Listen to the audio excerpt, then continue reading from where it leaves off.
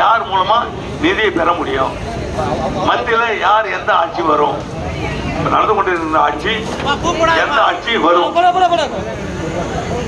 நீங்க நல்லா சிந்தித்து பார்க்கணும். நம்முடைய மாநிலம் ஒரு சிறிய மாநிலம், யூனியன் டெரிட்டரின்னு சொல்லுவாங்க. மத்திய அரசு கட்டுப்பாட்டில் உள்ளது. மத்திய அரசுடைய அனுமதி பெற்று தான் நம்ம எதாவது செய்யணும். அப்படி உள்ள ஒரு மாநிலம். அப்போ மத்தியில் யார் ஆட்சிக்கு வருவாங்க, யார் ஆண்டு கொண்டு இருக்காங்க, அப்போ இங்கே எந்த ஆட்சியும் நல்லா இருக்கும், எந்த ஆட்சி மூலமாக பாராளுமன்ற உறுப்பினர் இங்கே இருந்து தேர்ந்தெடுக்கப்பட்டால் நமக்கு நல்ல நிதி கிடைக்கும், பல திட்டங்கள் கொண்டு வர முடியும். இதை நம்ம சிந்தித்து வாக்களிக்க வேண்டிய நிலை இப்பொழுது நமக்கு. ஏன்னா கடந்த முறை பாராளுமன்ற உறுப்பினர் திரு வைத்திலிங்கம் அவர்கள் தேர்ந்தெடுக்கப்பட்டு காங்கிரஸ் மூலம் அனுப்பப்பட்டார். அந்த 5 ஆண்டுகளில் அவரால் ஏதாவது பாராளுமன்றம் செய்ய முடிஞ்சதா? செய்ய முடியாது. ஏதாவது பேச முடிஞ்சதா? பேச முடியாது. சொல்லுவாங்க அங்கே கொடுக்குற பொருளுக்கு எங்களுக்கு ஒன்றுமே கேட்காது, நாங்கள் ஒரு மொழி உட்காந்து வந்துடுவோம் அப்படின்னு சொல்லுவாங்க.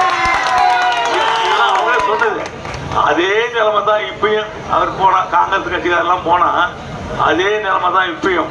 ஏன்னு சொன்னால் 400 இடங்களுக்கு மேல தேசிய ஜனநாயக கூட்டணி ஆட்சி, தேசிய ஜனநாயக கூட்டணி பாராளுமன்ற உறுப்பினர் பெற்று மீண்டும் பாரத பிரதமராக திரு நரேந்திர மோடி அவர்கள் இதுல எந்த சந்தேகமும் கிடையாது. ஏன்னா எந்த எதிர்கட்சியும் மறுக்க முடியுமானா மறுக்க முடியாது. ஏன்னா கருத்து கல்வி அப்படிதான் இருக்கு. எதிர்கட்சி என்ன வரும், இந்தியா கூட்டணி அப்படின்னு ஒரு அமைச்சாங்க.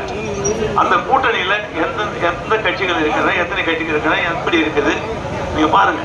அந்த கூட்டணி எவ்வளவு இடங்களை பெறும், 100 இடங்களுக்கு மேல பெறும் அப்படின்றதே சந்தேகம். அந்த இந்தியா கூட்டணி 100 இடங்களுக்கு மேல பெருமான்றதே சந்தேகம்.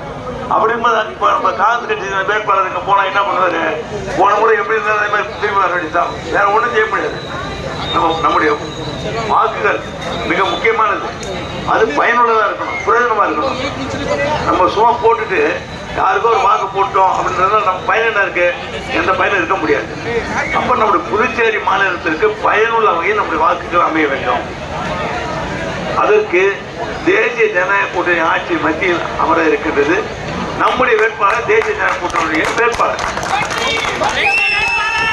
அப்ப சுலபமா நம்முடைய திட்டங்களை கொண்டு வர முடியும்.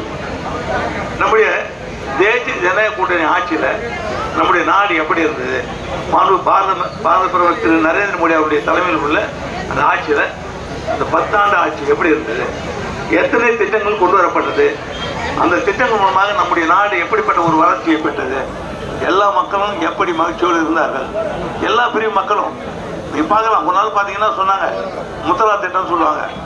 அதாவது ஓரத்துலாம் கடை வச்சிருக்கிறவங்களுக்கு கடன் கேட்டால் கடன் கிடைக்காது. ஏன்னா உங்களுக்கு நல்லா தெரியும், பேங்க் போனால் என்ன சொல்லுவாங்க, பேங்க் போனால் யாராவது கேரண்டி கொடுக்கணும், யாராவது கேரண்டி கையெழுத்து போடணும், அப்போ தான் கொடுப்பான்னு சொல்லுவாங்க. நானே போனால் எனக்கு அதுதான், யாராவது கேரண்டி கையெழுத்து போடணும் சொல்லுவாங்க. செய்திகளை உடனுக்குடனும் துல்லியமாகவும் தெரிந்து கொள்ள சப்ஸ்கிரைப் பண்ணுங்க.